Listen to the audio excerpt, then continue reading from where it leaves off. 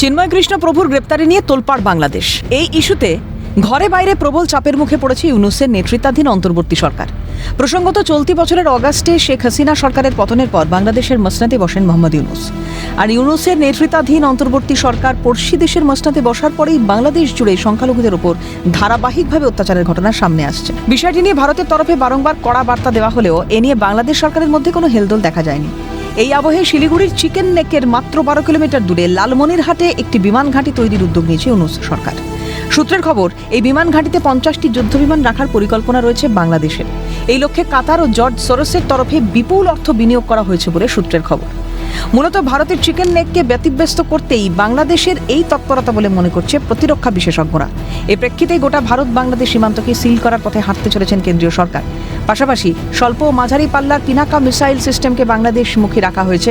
অন্যদিকে উত্তর পূর্বের রাজ্য মিজোরামে মোতায়েন করা হয়েছে হাউজিসার কামান। এছাড়া উত্তর পূর্ব ভারতে প্রায় 35,000 সেনা মোতায়েন করা হচ্ছে, এমনটাই সূত্রের খবর। সেই সঙ্গে সীমান্তে নজরদারিও বাড়ানো হয়েছে। এবং তাদের মূল লক্ষ্যটা হচ্ছে যে কোনোভাবে হোক তারা শিলিগুড়ি চিকেন নেককে ডিস্টার্ব করবে। এবং প্রথম ব্যাপার।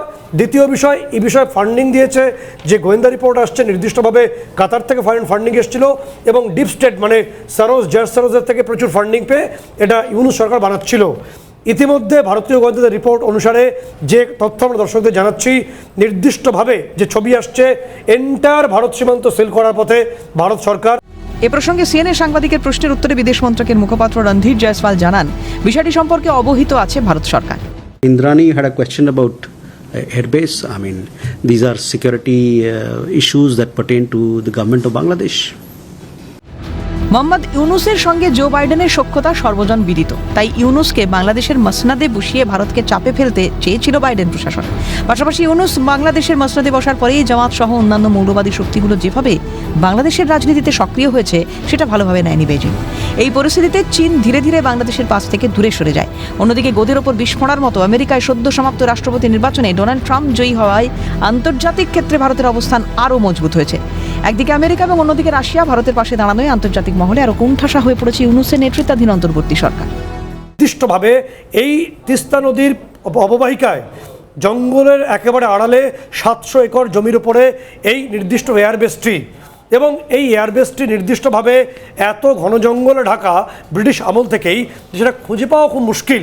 ফলে সেখানে বিদেশি ফান্ডেরে এই এয়ারবেস তৈরি করে সেখান থেকে নজরে রয়েছে শিলিগুড়ির চিকেন নেক, মাত্র 25 কিলোমিটার চওড়া এটা।